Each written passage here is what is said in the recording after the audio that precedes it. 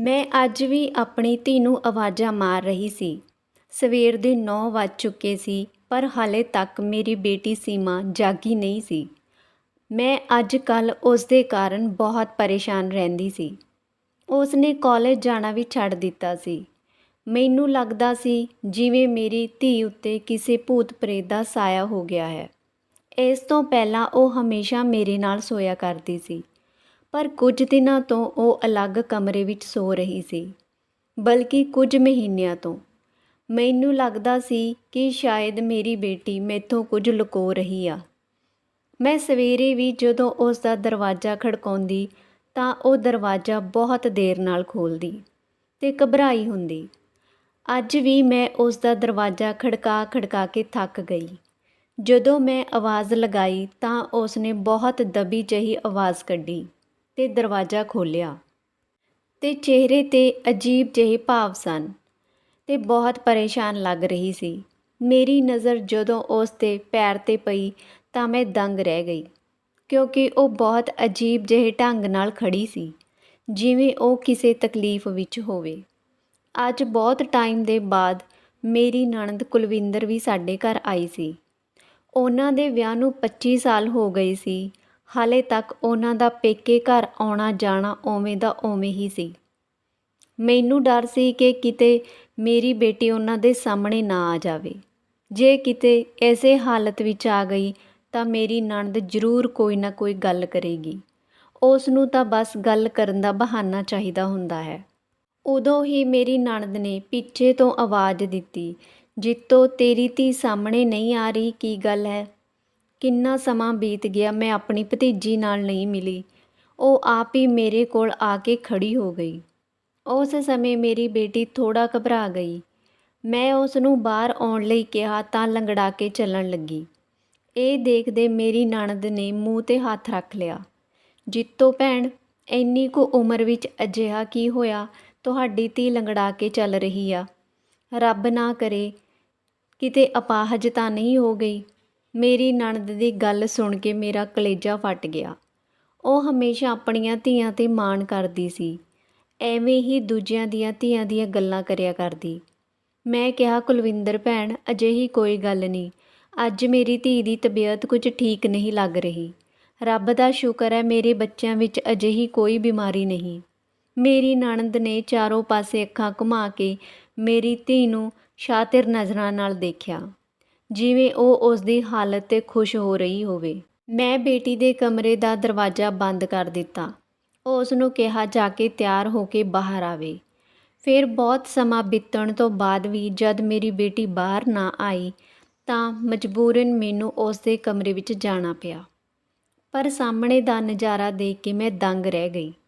ਮੇਰੀ ਨਜ਼ਰ ਬੈੱਡ 'ਤੇ ਪਏ ਸਿਰਹਾਣੇ 'ਤੇ ਗਈ, ਜਿਸ ਨੂੰ ਦੇਖ ਕੇ ਮੇਰੀਆਂ ਅੱਖਾਂ ਫਟੀਆਂ ਰਹਿ ਗਈਆਂ। ਮੈਂ ਸੋਚ ਵੀ ਨਹੀਂ ਸਕਦੀ ਸੀ ਕਿ ਮੇਰੀ ਧੀ ਮੇਰੇ ਤੋਂ ਇੰਨੀ ਵੱਡੀ ਗੱਲ ਲੁਕਾਏਗੀ। ਪਰ ਉਸ ਸਮੇਂ ਮੇਰੀ ਨਣਦ ਮੈਨੂੰ ਆਵਾਜ਼ਾਂ ਮਾਰ ਰਹੀ ਸੀ, ਇਸ ਲਈ ਮੈਂ ਚੁੱਪ ਹੋ ਗਈ।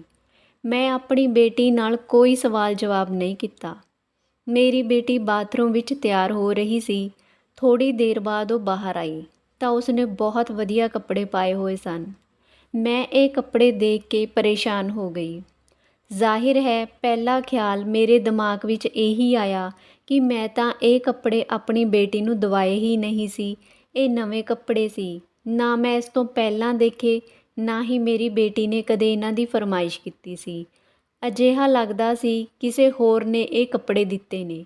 ਪਰ ਮੇਰੀ ਨਣਦ ਇਸ ਗੱਲ ਤੋਂ ਕੋਈ ਫਰਕ ਨਹੀਂ ਸੀ ਪਿਆ। ਉਹ ਮੇਰੀ ਧੀ ਦੀਆਂ ਨਜ਼ਰਾਂ ਉਤਾਰਨ ਲੱਗੀ। "ਬਹੁਤ ਵਧੀਆ, ਬਹੁਤ ਸੋਹਣੀ ਧੀ ਆ ਤੇਰੀ। ਪਰਮਾਤਮਾ ਕਰੇ ਇਸ ਨੂੰ ਕਿਸੇ ਦੀ ਨਜ਼ਰ ਨਾ ਲੱਗੇ।" ਇਹ ਕਹਿ ਕੇ ਉਹ ਨਕਲੀ ਜਿਹਾ ਹਾਸਾ ਹੱਸਣ ਲੱਗੀ। ਮੈਨੂੰ ਉਸ ਦਾ ਮਤਲਬ ਸਮਝ ਨਹੀਂ ਆਇਆ। ਥੋੜ੍ਹੀ ਦੇਰ ਬਾਅਦ ਉਹ ਉੱਠ ਕੇ ਚਲੀ ਗਈ। ਮੈਂ ਆਪਣੀ ਧੀ ਨੂੰ ਝਿੜਕਣ ਲੱਗੀ ਕਿ ਉਸ ਨੇ ਕੱਪੜੇ ਕਿੱਥੋਂ ਲਏ, ਕਿਸ ਨੇ ਉਸ ਨੂੰ ਇਹ ਕੱਪੜੇ ਲੈ ਕੇ ਦਿੱਤੇ ਨੇ। ਉਹ ਬੋਲੀ, "ਮੰਮੀ, ਤੁਸੀਂ ਵੀ ਨਾ ਬਸ ਕਮਾਲ ਕਰਦੇ ਹੋ। ਮੈਂ ਕਾਲਜ ਜਾਂਦੀ ਹਾਂ। ਮੇਰੀ ਇੱਕ ਸਹੇਲੀ ਬਹੁਤ ਅਮੀਰ ਆ। ਮੈਂ ਤੁਹਾਨੂੰ ਉਸ ਦੇ ਬਾਰੇ ਦੱਸਿਆ ਵੀ ਸੀ। ਮੇਰੇ ਜਨਮ ਦਿਨ 'ਤੇ ਉਸ ਨੇ ਇਹ ਕੱਪੜੇ ਗਿਫਟ ਕੀਤੇ ਸਨ।"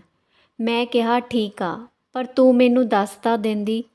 ਮੈਂ ਜੇਕਰ ਤੇਰੀ ਭੂਆ ਦੇ ਸਾਹਮਣੇ ਤੈਨੂੰ ਪੁੱਛ ਲੈਂਦੀ ਤਾਂ ਕੀ ਹੁੰਦਾ?" ਤਾਂ ਮੇਰੀ ਬੇਟੀ ਨੇ ਮੈਨੂੰ ਖਿੱਚਦੇ ਹੋਏ ਕਿਹਾ, ਮੰਮੀ ਭੂਆ ਇੰਨੀ ਵੀ ਬੁਰੀ ਨਹੀਂ ਆ ਜਿੰਨੀ ਤੁਸੀਂ ਬਣਾ ਰੱਖੀ ਆ। ਸਾਡੇ ਸਾਰੇ ਮੁਸ਼ਕਿਲ ਹਾਲਾਤਾਂ ਨੂੰ ਸਮਝਦੀ ਆ। ਮੈਂ ਉਸ ਦੀਆਂ ਗੱਲਾਂ ਸੁਣ ਕੇ ਹੋਰ ਗੁੱਸੇ ਨਹੀਂ ਹੋਣਾ ਚਾਹੁੰਦੀ ਸੀ। ਇਸ ਲਈ ਚੁੱਪਚਾਪ ਮੈਂ ਆਪਣੇ ਕੰਮਾਂ ਵਿੱਚ ਲੱਗ ਗਈ। ਪਰ ਇੱਕ ਅਜੀਬ ਕਿੱਸਾ ਹੋਇਆ। ਉਸ ਦਿਨ ਮੇਰੀ ਬੇਟੀ ਨੇ ਕਾਲਜ ਜਾਣ ਦੀ ਗੱਲ ਨਹੀਂ ਕੀਤੀ, ਬਲਕਿ ਘਰ ਹੀ ਰਹੀ। ਉਹ ਕਹਿਣ ਲੱਗੀ ਕਿ ਅੱਜ ਮੈਂ ਬਹੁਤ ਥੱਕ ਗਈ ਹਾਂ, ਆਰਾਮ ਕਰਨਾ ਚਾਹੁੰਦੀ ਹਾਂ। ਮੇਰੀ ਬੇਟੀ ਘਰ ਦਾ ਕੋਈ ਕੰਮ ਨਹੀਂ ਸੀ ਕਰਦੀ ਜੋ ਉਸ ਨੂੰ ਥਕਾਵਟ ਹੋਵੇ। ਇਸ ਲਈ ਮੈਨੂੰ ਉਸ 'ਤੇ ਸ਼ੱਕ ਹੋਣ ਲੱਗਿਆ ਕਿ ਉਹ ਕਿਉਂ ਥੱਕ ਜਾਂਦੀ ਆ। ਸਵੇਰੇ ਉੱਠੀ ਤਾਂ ਉਸ ਦੀ ਹਾਲਤ ਅਜੀਬ ਸੀ। ਅਗਲੇ ਦਿਨ ਵੀ ਇਹੀ ਹੋਇਆ। ਸਵੇਰੇ 10 ਵਜੇ ਤੱਕ ਉਹ ਸੌਂਦੀ ਰਹੀ। ਜਦੋਂ ਕਾਲਜ ਜਾਣ ਵੇਲੇ ਉਹ ਸਵੇਰੇ 5 ਵਜੇ ਹੀ ਉੱਠ ਜਾਇਆ ਕਰਦੀ ਸੀ। ਪਰ ਹੁਣ ਤਾਂ ਉਸ ਨੇ ਆਪਣੇ ਹਾਲਾਤ ਹੀ ਬਦਲ ਲਏ ਸੀ। ਉਹ ਰਾਤ ਨੂੰ ਦੇਰ ਤੱਕ ਜਾਗਦੀ ਤੇ ਸਵੇਰੇ ਲੇਟ ਉੱਠਦੀ। ਮੈਂ ਉਸ ਨੂੰ ਕੁਝ ਨਹੀਂ ਪੁੱਛਿਆ, ਪਰ ਇੱਕ ਦਿਨ ਜਦੋਂ ਉਹ ਸਵੇਰੇ ਉੱਠੀ ਤਾਂ ਲੰਗੜਾ ਕੇ ਚੱਲ ਰਹੀ ਸੀ। ਬਾਹਰ ਆਈ ਤਾਂ ਤੇਜੋ ਦਾਈ ਵੀ ਬੈਠੀ ਹੋਈ ਸੀ। ਉਹ ਮੇਤੋਂ ਕੁਝ ਪੁੱਛਣ ਲਈ ਆਈ ਸੀ। ਪਹਿਲਾਂ ਅਸੀਂ ਦੋਨੇ ਇਕੱਠੀਆਂ ਕੰਮ ਕਰਦੀਆਂ ਸੀ, ਫਿਰ ਮੈਂ ਕੰਮ ਛੱਡ ਦਿੱਤਾ। ਉਹ ਇਸ ਕੰਮ ਵਿੱਚ ਅੱਗੇ ਵੱਧ ਗਈ। ਅੱਜ ਮੇਤੋਂ ਪਤਾ ਨਹੀਂ ਕਿਸ ਜੜੀ ਬੂਟੀ ਬਾਰੇ ਪੁੱਛਣ ਆਈ ਸੀ। ਉਸ ਦੀ ਨਜ਼ਰ ਜਦੋਂ ਮੇਰੀ ਬੇਟੀ 'ਤੇ ਪਈ ਤਾਂ ਉਸ ਨੇ ਵੀ ਮੂੰਹ 'ਤੇ ਹੱਥ ਰੱਖ ਲਿਆ। ਕਹਿਣ ਲੱਗੀ, ਧੀਏ ਮੈਨੂੰ ਪਾਣੀ ਲਿਆ ਕੇ ਦੇ। ਮੈਂ ਸਮਝ ਗਈ ਕਿ ਉਹ ਮੇਰੇ ਨਾਲ ਕੋਈ ਗੱਲ ਕਰਨੀ ਚਾਹੁੰਦੀ ਆ। ਮੈਂ ਆਪਣੀ ਕੁੜੀ ਨੂੰ ਇਸ਼ਾਰਾ ਕੀਤਾ ਤੇ ਉਹ ਕਮਰੇ ਵਿੱਚ ਚਲੀ ਗਈ। ਤੇਜੋ ਦਾਈ ਬੋਲੀ, ਜੀਤੋ ਤੂੰ ਇੱਕ ਧੀ ਦੀ ਮਾਂ ਹੋ ਕੇ ਆਪਣੀਆਂ ਅੱਖਾਂ ਕਿਵੇਂ ਬੰਦ ਕਰ ਸਕਦੀ ਆ? ਕੀ ਤੈਨੂੰ ਆਪਣੀ ਧੀ ਦੀ ਹਾਲਤ ਨਜ਼ਰ ਨਹੀਂ ਆਉਂਦੀ? ਤੈਨੂੰ ਕੁਝ ਤਾਂ ਸੋਚਣਾ ਚਾਹੀਦਾ ਹੈ। ਜਵਾਨ ਬੱਚੀ ਆ, ਇਸ ਦੀ ਇੱਕ ਹਰਕਤ ਤੇ ਕਦਮ ਤੈਨੂੰ ਨਜ਼ਰ ਰੱਖਣੀ ਪਏਗੀ। ਰੱਬ ਨਾ ਕਰੇ ਕੱਲ੍ਹ ਨੂੰ ਕੋਈ ਹਾਦਸਾ ਹੋ ਜਾਵੇ ਤਾਂ ਕਿਸ ਨੂੰ ਦੋਸ਼ ਦੇਵੇਂਗੀ? ਆਪਣੀ ਕੁੜੀ 'ਤੇ ਨਜ਼ਰ ਰੱਖ ਕਿ ਇਹ ਕੀ ਕਰਦੀ ਹੈ, ਕਿੱਥੇ ਜਾਂਦੀ ਹੈ। ਇਸ ਦੀ ਇਹ ਹਾਲਤ ਹੁਣੇ ਤੋਂ ਕਿਉਂ ਹੈ? ਇਹ ਤਾਂ ਵਿਆਹੀਆਂ ਹੋਈਆਂ ਕੁੜੀਆਂ ਵਾਲੀਆਂ ਹਰਕਤਾਂ ਕਰਨ ਲੱਗ ਗਈ। ਇਸ ਦੇ ਕੱਪੜੇ ਦੇਖ, ਤੁਰਨ ਫਿਰਨ ਦਾ ਅੰਦਾਜ਼ ਦੇਖ, ਫਿਰ ਤੂੰ ਇਸ ਦੀਆਂ ਅੱਖਾਂ ਵਿੱਚ ਅੱਖਾਂ ਪਾ ਕੇ ਦੇਖ, ਅਜੀਬ ਜਿਹੀ ਬੇਬਾਕੀ ਨਜ਼ਰ ਆਉਂਦੀ ਆ। ਮੈਨੂੰ ਤੇਰੀ ਕੁੜੀ ਦੀਆਂ ਅੱਖਾਂ ਵਿੱਚ ਮੈਨੂੰ ਕੁਝ ਬਹੁਤ ਅਜੀਬ ਲੱਗਿਆ ਸੀ। ਤੇਜੋ ਦਾਈ ਤਾਂ ਨਜ਼ਰਾਂ ਪੜ੍ਹਨ ਵਾਲੀ ਔਰਤ ਸੀ। ਕੁੜੀ ਦੀ ਚਾਲ ਦੇਖ ਹੀ ਦੱਸ ਦਿੰਦੀ ਸੀ ਕਿ ਉਸ ਦਾ ਕਿਸੇ ਨਾਲ ਸੰਬੰਧ ਹੈ ਜਾਂ ਨਹੀਂ। ਉਸ ਨੇ ਮੇਰੀ ਕੁੜੀ ਦੇ ਬਾਰੇ ਅਜੀਬ ਜਿਹੇ ਸ਼ਬਦਾਂ ਵਿੱਚ ਜੋ ਗੱਲ ਕਹੀ ਸੀ, ਉਸ ਨੇ ਤਾਂ ਮੇਰੇ ਪੈਰਾਂ ਥੱਲਿਓਂ ਜ਼ਮੀਨ ਹੀ ਖਿਸਕਾ ਦਿੱਤੀ। ਮੈਂ ਸੋਚ ਲਿਆ ਸੀ ਕਿ ਮੈਂ ਆਪਣੀ ਧੀ 'ਤੇ ਦਿਨ ਰਾਤ ਨਜ਼ਰ ਰੱਖਾਂਗੀ। ਜਿੱਥੇ ਵੀ ਉਹ ਜਾਵੇਗੀ ਮੈਂ ਇਸ ਦਾ ਪਿੱਛਾ ਕਰਾਂਗੀ ਤੇ ਦੇਖਾਂਗੀ ਇਹ ਕੀ ਕਰਦੀ ਹੈ। ਅਗਲੇ ਦਿਨ ਜਦੋਂ ਮੇਰੀ ਬੇਟੀ ਉੱਠੀ ਤਾਂ ਉਸ ਦੀ ਹਾਲਤ ਬਹੁਤ ਖਰਾਬ ਸੀ। ਕਹਿਣ ਲੱਗੀ, ਮੰਮੀ ਮੇਰੇ ਪੂਰੇ ਸਰੀਰ ਵਿੱਚ ਦਰਦ ਹੋ ਰਿਹਾ ਹੈ, ਤੇਲ ਨਾਲ ਮੇਰੀ ਮਾਲਿਸ਼ ਕਰ ਦਿਓ। ਮੈਂ ਕਿਹਾ ਠੀਕ ਆ। ਮੈਂ ਗਰਮ ਤੇਲ ਲੈ ਕੇ ਉਸ ਦੇ ਕਮਰੇ ਵਿੱਚ ਗਈ ਤਾਂ ਉਸ ਨੇ ਕੁਝ ਸੋਚ ਕੇ ਮੈਨੂੰ ਮਾਲਿਸ਼ ਕਰਨ ਤੋਂ ਮਨਾ ਕਰ ਦਿੱਤਾ। ਉਹ ਬੋਲੀ, ਮੰਮੀ ਰਹਿਣ ਦਿਓ, ਮੇਰਾ ਦਰਦ ਠੀਕ ਹੋ ਗਿਆ, ਤੁਸੀਂ ਮੇਰੀ ਮਾਲਿਸ਼ ਨਾ ਕਰੋ, ਇੱਥੋਂ ਚਲੇ ਜਾਵੋ। ਮੈਂ ਉਸ ਦੇ ਚਿਹਰੇ ਦੀ ਘਬਰਾਹਟ ਦੇਖ ਕੇ ਸਮਝ ਗਈ ਕਿ ਉਹ ਮੈਨੂੰ ਆਪਣਾ ਵਜੂਦ ਨਹੀਂ ਦਿਖਾਉਣਾ ਚਾਹੁੰਦੀ। ਜ਼ਰੂਰ ਉਸ ਨੂੰ ਮੇਰੇ ਤੋਂ ਕੋਈ ਖਤਰਾ ਸੀ ਕਿ ਮੈਂ ਕੁਝ ਪਹਿਚਾਣ ਜਾਵਾਂਗੀ ਜਾਂ ਜਾਣ ਜਾਵਾਂਗੀ। ਇਸ ਲਈ ਉਹ ਮੇਰੇ ਤੋਂ ਬਹੁਤ ਕੁਝ ਲੁਕੋ ਰਹੀ ਸੀ। ਪਰ ਮੇਰੀ ਧੀ ਤਾਂ ਕੁਆਰੀ ਸੀ, ਨਾ ਹੀ ਉਸ ਦਾ ਕਿਸੇ ਨਾਲ ਕੋਈ ਸਬੰਧ ਸੀ। ਫਿਰ ਅਜਿਹਾ ਕਿਵੇਂ ਹੋ ਸਕਦਾ ਸੀ ਕਿ ਉਹ ਵਿਆਹੀਆਂ ਹੋਈਆਂ ਔਰਤਾਂ ਵਾਲੀਆਂ ਹਰਕਤਾਂ ਕਰ ਰਹੀ ਸੀ? ਮੈਨੂੰ ਤੇਜੋ ਦਾਈ ਦੀ ਗੱਲ ਯਾਦ ਆ ਗਈ ਕਿ ਤੂੰ ਆਪਣੀ ਕੁੜੀ 'ਤੇ ਨਜ਼ਰ ਰੱਖ। ਮੈਂ ਉਸ ਨੂੰ ਕਿਹਾ ਕਿ ਅੱਜ ਮੈਂ ਤੇਰੇ ਕਮਰੇ ਵਿੱਚ ਸੋਵਾਂਗੀ, ਇਸ ਲਈ ਤੂੰ ਕਮਰੇ ਦਾ ਦਰਵਾਜ਼ਾ ਖੁੱਲ੍ਹਾ ਰੱਖੀ। ਮੇਰੀ ਗੱਲ ਸੁਣ ਉਸ ਨੇ ਮੂੰਹ ਬਣਾ ਲਿਆ ਤੇ ਬੋਲੀ ਕਿ ਠੀਕ ਹੈ। ਪਰ ਜਿਵੇਂ ਹੀ ਮੈਂ 1-2 ਘੰਟੇ ਬਾਅਦ ਆਪਣੇ ਪੂਰੇ ਕੰਮ ਕਰਕੇ ਵਾਪਸ ਆਈ ਤਾਂ ਦੇਖਿਆ ਉਸ ਨੇ ਅੰਦਰ ਤੋਂ ਦਰਵਾਜ਼ੇ ਨੂੰ ਬੰਦ ਕੀਤਾ ਹੋਇਆ ਸੀ। ਮੈਨੂੰ ਹੈਰਾਨੀ ਹੋਈ ਤੇ ਗੁੱਸਾ ਵੀ ਆਇਆ। ਮੈਂ ਦਰਵਾਜ਼ਾ ਖੜਕਾਉਣ ਲੱਗੀ ਪਰ ਉਹ ਸੌਂ ਗਈ ਸੀ। ਉਸ ਨੇ ਦਰਵਾਜ਼ਾ ਨਹੀਂ ਖੋਲ੍ਹਿਆ। ਹੁਣ ਤਾਂ ਗੁੱਸੇ ਨਾਲ ਮੇਰਾ ਬੁਰਾ ਹਾਲ ਸੀ ਤੇ ਸ਼ੱਕ ਵੀ ਹੋ ਰਿਹਾ ਸੀ। ਕੋਈ ਜਵਾਨ ਧੀ ਬਿਨਾਂ ਵਜ੍ਹਾ ਆਪਣੇ ਕਮਰੇ ਦਾ ਦਰਵਾਜ਼ਾ ਬੰਦ ਕਰੇ ਤਾਂ ਮਾਂ-ਬਾਪ ਉਸ ਬਾਰੇ ਕਿਵੇਂ ਚੰਗਾ ਸੋਚ ਸਕਦੇ ਨੇ। ਖੈਰ, ਮੈਂ ਆਪਣੇ ਕੰਮਾਂ ਵਿੱਚ ਤਾਂ ਰੁੱਝ ਗਈ ਸੀ, ਪਰ ਸਵੇਰੇ ਮੇਰੀ ਬੇਟੀ ਦੀ ਫਿਰ ਉਹੀ ਹਾਲਤ ਸੀ। ਮੈਂ ਕਿਹਾ ਕਿ ਅੱਜ ਮੈਂ ਤੇਰੇ ਨਾਲ ਕਾਲਜ ਚੱਲਾਂਗੀ। ਉਸ ਨੇ ਕੁਝ ਸਮੇਂ ਤੋਂ ਕਾਲਜ ਜਾਣ ਦਾ ਟਾਈਮ ਵੀ 1-2 ਵਜੇ ਦਾ ਰੱਖਿਆ ਹੋਇਆ ਸੀ। ਪਹਿਲਾਂ ਦੀ ਤਰ੍ਹਾਂ ਉਹ ਸਵੇਰੇ ਉੱਠ ਕੇ ਨਹੀਂ ਜਾਂਦੀ ਸੀ, ਬਲਕਿ ਸ਼ਾਮ ਵਾਲੀ ਕਲਾਸ ਵਿੱਚ ਜਾਂਦੀ ਸੀ। ਉਸ ਦੀ ਇਹ ਗੱਲ ਵੀ ਮੈਨੂੰ ਪਸੰਦ ਨਹੀਂ ਆਈ ਤੇ ਨਾ ਹੀ ਇਸ ਦੀ ਵਜ੍ਹਾ ਸਮਝ ਆਈ ਸੀ। ਮੈਂ ਸੋਚ ਲਿਆ ਸੀ ਕਿ ਆਪਣੀ ਬੇਟੀ ਦੇ ਕਮਰੇ ਵਿੱਚ ਸੌਣ ਨਾਲੋਂ ਚੰਗਾ ਹੈ ਕਿ ਸਭ ਤੋਂ ਪਹਿਲਾਂ ਉਸ ਦੇ ਕਾਲਜ ਤੱਕ ਉਸ ਦਾ ਪਿੱਛਾ ਕਰਾਂ। ਕੀ ਪਤਾ ਉਹ ਕਾਲਜ ਪੜ੍ਹਨ ਜਾਂਦੀ ਵੀ ਹੈ ਜਾਂ ਫਿਰ ਮੈਨੂੰ ਝੂਠ ਬੋਲਦੀ ਆ। ਉਸ ਦਿਨ ਮੈਂ ਫੈਸਲਾ ਕਰ ਲਿਆ ਆਪਣੀ ਕੁੜੀ ਦਾ ਪਿੱਛਾ ਕਰਨ ਦਾ। 1-2 ਵਜੇ ਘਰ ਤੋਂ ਚਿਹਰੇ 'ਤੇ ਦੁਪੱਟਾ ਬੰਨ੍ਹ ਕੇ ਨਿਕਲੀ ਤਾਂ ਮੈਂ ਵੀ ਇੱਕ ਕਾਲੀ ਚਾਦਰ ਲਪੇਟ ਲਈ। ਉਸ ਦੇ ਪਿੱਛੇ ਪਿੱਛੇ ਚੱਲ ਪਈ। ਮੈਨੂੰ ਲੱਗ ਰਿਹਾ ਸੀ ਕਿ ਉਹ ਕਿਤੇ ਹੋਰ ਜਾ ਰਹੀ ਆ। ਕਾਲਜ ਦਾ ਰਸਤਾ ਤਾਂ ਕੋਈ ਹੋਰ ਸੀ। ਫਿਰ ਉਸ ਨੇ ਇੱਕ ਰਿਕਸ਼ੇ ਨੂੰ ਰੋਕਿਆ, ਉਸ ਨੂੰ ਪੈਸੇ ਦਿੱਤੇ ਤੇ ਰਿਕਸ਼ੇ ਵਿੱਚ ਬੈਠ ਕੇ ਕਾਲਜ ਚਲੀ ਗਈ। ਮੈਂ ਹੈਰਾਨ ਸੀ ਕਿ ਉਸ ਕੋਲ ਪੈਸੇ ਕਿੱਥੋਂ ਆਏ। ਮੈਂ ਤਾਂ ਕਦੇ ਉਸ ਨੂੰ ਪੈਸੇ ਦਿੱਤੇ ਹੀ ਨਹੀਂ ਸਨ। ਮੈਂ ਵੀ ਇੱਕ ਰਿਕਸ਼ਾ ਲਿਆ ਤੇ ਉਸ ਦਾ ਪਿੱਛਾ ਕੀਤਾ। ਪਰਮਾਤਮਾ ਦਾ ਸ਼ੁਕਰ ਸੀ ਕਿ ਉਹ ਕਾਲਜ ਵਿੱਚ ਹੀ ਗਈ ਸੀ। ਉਸ ਤੋਂ ਇਲਾਵਾ ਉਹ ਕਿਤੇ ਨਹੀਂ ਸੀ ਗਈ। ਕਾਲਜ ਕੋਲ ਉਸ ਨੇ ਰਿਕਸ਼ਾ ਰੋਕਿਆ ਤੇ ਅੰਦਰ ਚਲੀ ਗਈ। ਮੈਂ ਵੀ ਉਸ ਦੇ ਪਿੱਛੇ ਪਿੱਛੇ ਗਈ। ਮੈਂ ਦੇਖਿਆ ਕਿ ਉਹ ਆਪਣੀ ਕਲਾਸ ਵਿੱਚ ਜਾ ਰਹੀ ਸੀ। ਮੈਨੂੰ ਹੈਰਾਨੀ ਹੋਈ। ਮੈਂ ਸੋਚਿਆ ਕਿ ਚਲੋ ਇੱਥੇ ਤੱਕ ਤਾਂ ਮੈਨੂੰ ਕੁਝ ਨਹੀਂ ਮਿਲਿਆ। ਹੋ ਸਕਦਾ ਕਿ ਜੇਕਰ ਮੈਂ ਉਸਦੀ ਪ੍ਰੋਫੈਸਰ ਨਾਲ ਗੱਲ ਕਰਾਂ ਤਾਂ ਸ਼ਾਇਦ ਉਹ ਮੈਨੂੰ ਕੋਈ ਨਾ ਕੋਈ ਇਸ਼ਾਰਾ ਦੇ ਦੇਵੇ। ਮੈਂ ਪ੍ਰਿੰਸੀਪਲ ਦੇ ਕੋਲ ਹੀ ਮੌਜੂਦ ਸਟਾਫ ਰੂਮ ਵਿੱਚ ਗਈ। ਉੱਥੇ ਇੱਕ ਹੀ ਪ੍ਰੋਫੈਸਰ ਬੈਠੀ ਸੀ ਜਿਸ ਦਾ ਨਾਮ ਸੋਨੀਆ ਸੀ। ਮੈਂ ਉਸ ਨੂੰ ਬਹੁਤ ਦੇਰ ਤੋਂ ਜਾਣਦੀ ਸੀ। ਮੈਂ ਉਸ ਨੂੰ ਪੁੱਛਿਆ ਕਿ ਤੁਸੀਂ ਹਾਲੇ ਵੀ ਸੀਮਾ ਨੂੰ ਪੜ੍ਹਾਉਂਦੇ ਹੋ? ਉਸ ਨੇ ਕਿਹਾ, ਨਹੀਂ ਜੀ, ਜਦੋਂ ਸੀਮਾ ਸਵੇਰੇ ਵਾਲੀ ਸ਼ਿਫਟ ਵਿੱਚ ਪੜ੍ਹਦੀ ਸੀ ਉਦੋਂ ਮੈਂ ਉਸ ਨੂੰ ਪੜ੍ਹਾਉਂਦੀ ਸੀ, ਪਰ ਹੁਣ ਉਹ ਸ਼ਾਮ ਵਾਲੀ ਸ਼ਿਫਟ ਵਿੱਚ ਪੜ੍ਹਦੀ ਆ, ਇਸ ਲਈ ਉਸ ਨਾਲ ਗੱਲ ਨਹੀਂ ਹੁੰਦੀ। ਪਰ ਮੈਂ ਤੁਹਾਨੂੰ ਕੁਝ ਦੱਸਣਾ ਚਾਹੁੰਦੀ ਹਾਂ।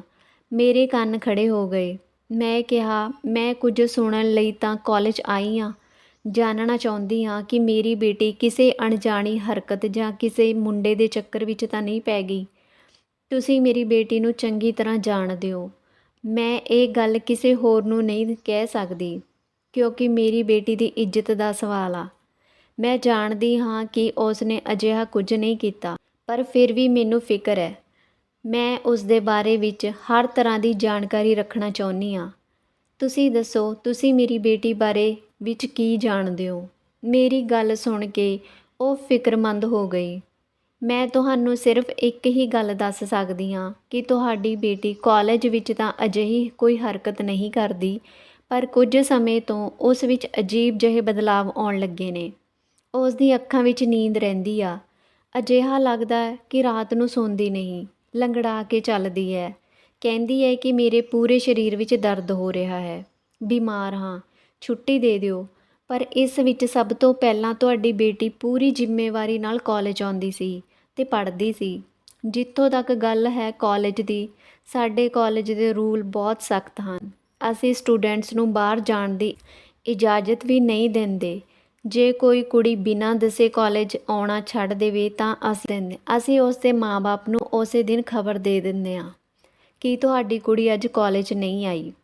ਕਾਲਜ ਵਿੱਚ ਤੁਹਾਡੀ ਬੇਟੀ ਅਜਿਹੀ ਕੋਈ ਹਰਕਤ ਨਹੀਂ ਕਰਦੀ ਜਿਸ ਲਈ ਤੁਹਾਨੂੰ ਪਰੇਸ਼ਾਨ ਹੋਣਾ ਪਵੇ, ਪਰ ਤੁਹਾਨੂੰ ਉਸ ਨੂੰ ਘਰ ਵਿੱਚ ਦੇਖਣਾ ਚਾਹੀਦਾ ਹੈ ਕਿ ਉਹ ਘਰ ਵਿੱਚ ਕੀ ਕਰਦੀ ਹੈ, ਕਿਵੇਂ ਰਹਿੰਦੀ ਹੈ। ਰਾਤ ਨੂੰ ਤੁਸੀਂ ਉਸ ਦੇ ਕਮਰੇ ਵਿੱਚ ਸੋਇਆ ਕਰੋ। ਮੈਨੂੰ ਅਜਿਹਾ ਲੱਗਦਾ ਹੈ ਕਿ ਉਹ ਰਾਤ ਨੂੰ ਸੌਂਦੀ ਨਹੀਂ।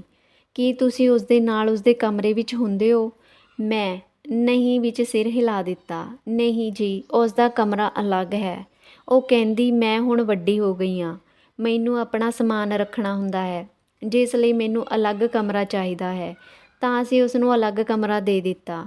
ਮੇਰੀ ਗੱਲ ਸੁਣ ਕੇ ਮੈਡਮ ਨੇ ਆਪਣਾ ਸਿਰ ਫੜ ਲਿਆ ਤੇ ਬੋਲੀ, ਇਸ ਉਮਰ ਵਿੱਚ ਬੱਚਿਆਂ ਨੂੰ ਅਲੱਗ ਕਮਰਾ ਨਹੀਂ ਦੇਣਾ ਚਾਹੀਦਾ, ਉਹਨਾਂ ਦੇ ਨਾਲ ਰਹਿਣਾ ਚਾਹੀਦਾ ਹੈ, ਉਹਨਾਂ ਦੀ ਹਰ ਹਰਕਤ 'ਤੇ ਨਜ਼ਰ ਰੱਖਣੀ ਚਾਹੀਦੀ ਹੈ ਤਾਂ ਜੋ ਉਹ ਆਪਣੇ ਮਾਂ-ਬਾਪ ਦੀ ਇੱਜ਼ਤ ਨੂੰ ਮਿੱਟੀ ਵਿੱਚ ਨਾ ਮਿਲਾ ਦੇਣ। ਮੈਂ ਉਸ ਦੀਆਂ ਗੱਲਾਂ ਸੁਣ ਕੇ ਕੰਬ ਗਈ। ਮੈਂ ਆਪਣੀ ਧੀ ਦੇ ਬਾਰੇ ਵਿੱਚ ਛਾਣਬੀਣ ਕਰ ਲਈ ਸੀ, ਪਰ ਜੋ ਮੈਨੂੰ ਉਸ ਦੀ ਪ੍ਰੋਫੈਸਰ ਨੇ ਦੱਸਿਆ ਸੀ, ਉਸ ਨੂੰ ਸੁਣ ਕੇ ਮੈਨੂੰ ਉਹ ਸਿਰਹਾਣੇ ਵਾਲੀ ਗੱਲ ਯਾਦ ਆਉਣ ਲੱਗੀ। ਜਿਸ ਦਿਨ ਸਵੇਰੇ ਮੈਂ ਆਪਣੀ ਬੇਟੀ ਦੇ ਕਮਰੇ ਦਾ ਦਰਵਾਜ਼ਾ ਖੋਲ੍ਹਿਆ ਸੀ, ਉੱਥੇ 5-500 ਦੇ ਨੋਟ ਪਏ ਸੀ, ਪਰ ਉਸ ਵੇਲੇ ਵੀ ਮੈਨੂੰ ਸਮਝ ਨਹੀਂ ਸੀ ਆਇਆ ਕਿ ਇਸ ਕੋਲ ਇੰਨੇ ਸਾਰੇ ਪੈਸੇ ਕਿੱਥੋਂ ਆਏ ਸਨ। ਜਦੋਂ ਕਿ ਮੈਂ ਤਾਂ ਉਸ ਨੂੰ 100 ਰੁਪਏ ਵੀ ਨਹੀਂ ਦਿੰਦੀ ਸੀ। ਘਰ ਆਉਣ ਤੱਕ ਮੇਰੇ ਦਿਮਾਗ ਵਿੱਚ ਬਹੁਤ ਸਾਰੇ ਸਵਾਲ ਉੱਭਰ ਚੁੱਕੇ ਸੀ। ਮੈਂ ਸੋਚਣ ਲੱਗੀ ਕਿ ਮੇਰੀ ਬੇਟੀ ਇੰਨੇ ਸਾਰੇ ਪੈਸੇ ਕਿੱਥੋਂ ਲੈ ਕੇ ਆਈ ਹੋਵੇਗੀ। ਉਹ ਕਿਹੜੇ ਕੰਮਾਂ ਵਿੱਚ ਲੱਗੀ ਹੋਈ ਸੀ, ਪਰ ਮੈਂ ਉਸ ਨੂੰ ਇਹ ਗੱਲ ਸਿੱਧੀ ਨਹੀਂ ਸੀ ਪੁੱਛ ਸਕਦੀ। ਅਗਲੀ ਸਵੇਰ ਆਪਣੀ ਬੇਟੀ ਦੀ ਫਿਰ ਉਹੀ ਹਾਲਤ ਦੇਖ ਕੇ ਮੈਂ ਪੱਕਾ ਇਰਾਦਾ ਕਰ ਲਿਆ ਕਿ ਅੱਜ ਦਿਨ ਮੈਂ ਉਸ ਦੇ ਨਾਲ ਰਹਾਂਗੀ, ਰਾਤ ਨੂੰ ਵੀ ਮੈਂ ਉਸ ਦੇ ਕਮਰੇ ਵਿੱਚ ਹੀ ਸੋਵਾਂਗੀ। ਮੈਂ ਇਸੇ ਤਰ੍ਹਾਂ ਕੀਤਾ। ਮੈਂ ਉਸ ਦੇ ਕਾਲਜ ਤੋਂ ਵਾਪਸ ਆਉਣ ਤੱਕ ਸਾਰੇ ਕੰਮ ਕਰਕੇ ਵਿਹਲੀ ਹੋ ਚੁੱਕੀ ਸੀ। ਬਹਾਨੇ ਨਾਲ ਉਸ ਦੇ ਕਮਰੇ ਵਿੱਚ ਚਲੀ ਗਈ। ਮੈਂ ਸੋਚਿਆ ਕਿ ਅੱਜ ਉਸ ਦੇ ਕਮਰੇ ਦੀ ਸਫਾਈ ਕਰਾਂਗੀ, ਕੀ ਪਤਾ ਕੁਝ ਮਿਲ ਹੀ ਜਾਵੇ। ਮੈਂ ਜਿਵੇਂ ਹੀ ਉਸ ਦੇ ਕਮਰੇ ਵਿੱਚ ਗਈ, ਉਹ ਮੈਨੂੰ ਦੇਖ ਕੇ ਹੈਰਾਨੀ ਨਾਲ ਬੋਲੀ, ਕੀ ਗੱਲ ਹੈ ਮੰਮੀ, ਤੁਹਾਨੂੰ ਕੁਝ ਚਾਹੀਦਾ ਹੈ? ਮੈਂ ਕਿਹਾ ਨਹੀਂ, ਮੈਂ ਤਾਂ ਬਸ ਸੋਚ ਰਹੀ ਸੀ ਕਿ ਅੱਜ ਤੇਰੇ ਕਮਰੇ ਦੀ ਸਫਾਈ ਕਰ ਦੇਵਾਂ। ਬਹੁਤ ਦਿਨ ਹੋ ਗਏ ਤੇਰਾ ਕਮਰਾ ਸਾਫ਼ ਕੀਤੇ ਨੂੰ।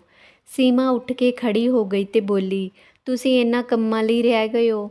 ਤੁਸੀਂ ਬੈਠੋ, ਮੈਂ ਆਪੇ ਸਫਾਈ ਕਰ ਲੈਂਦੀ ਹਾਂ, ਤੁਹਾਡੇ ਸਾਹਮਣੇ ਹੀ ਕਰਾਂਗੀ। ਇਹ ਕਹਿ ਕੇ ਉਸਨੇ ਮੇਰੇ ਹੱਥਾਂ ਵਿੱਚੋਂ ਝਾੜੂ ਲੈ ਲਿਆ ਤੇ ਮੈਨੂੰ ਬੈੱਡ 'ਤੇ ਬਿਠਾ ਕੇ ਆਪ ਝਾੜੂ ਪੋਚਾ ਕਰਨ ਲੱਗੀ। ਮੈਂ ਚਾਰੇ ਪਾਸੇ ਦੇਖ ਰਹੀ ਸੀ। ਮੈਨੂੰ ਉਸ ਦੇ ਕਮਰੇ ਵਿੱਚ ਨਵੇਂ-ਨਵੇਂ ਕੱਪੜੇ ਨਜ਼ਰ ਆ ਰਹੇ ਸੀ। ਮੈਂ ਉਸ ਦੀ ਅਲਮਾਰੀ ਖੋਲ੍ਹੀ ਤਾਂ ਇੱਕਦਮ ਭੱਜ ਕੇ ਮੇਰੇ ਕੋਲ ਆਈ ਤੇ ਬੋਲੀ, ਮੰਮੀ ਕੀ ਚਾਹੀਦਾ ਹੈ? ਮੈਂ ਉਸ ਦਾ ਹੱਥ ਝਟਕਦੇ ਹੋਏ ਕਿਹਾ, ਇਹ ਕੀ ਮੰਮੀ ਮੰਮੀ ਲਗਾ ਰੱਖਿਆ ਹੈ? ਮੇਰੀ ਧੀ ਦਾ ਕਮਰਾ ਹੈ, ਕੀ ਮੈਂ ਦੇਖ ਵੀ ਨਹੀਂ ਸਕਦੀ? ਮੈਂ ਅਲਮਾਰੀ ਖੋਲ੍ਹੀ ਤਾਂ ਉਸ ਵਿੱਚ ਨਵੇਂ-ਨਵੇਂ ਕੱਪੜੇ ਲਟਕ ਰਹੇ ਸਨ। ਕੱਪੜੇ ਦੇਖ ਕੇ ਮੇਰੇ ਹੋਸ਼ ਉੱਡ ਗਏ ਤੇ ਮੈਨੂੰ ਉਸ ਦੀ ਪ੍ਰੋਫੈਸਰ ਦੀ ਗੱਲ ਵੀ ਯਾਦ ਆ ਗਈ ਕਿ ਤੁਹਾਡੀ ਬੇਟੀ ਦੀ ਤਾਂ ਕੋਈ ਸਹੇਲੀ ਹੀ ਨਹੀਂ। ਕੱਪੜੇ ਦੇਣਾ ਤਾਂ ਦੂਰ ਦੀ ਗੱਲ ਹੈ, ਉਹ ਤਾਂ ਕਿਸੇ ਨਾਲ ਗੱਲ ਵੀ ਨਹੀਂ ਕਰਦੀ।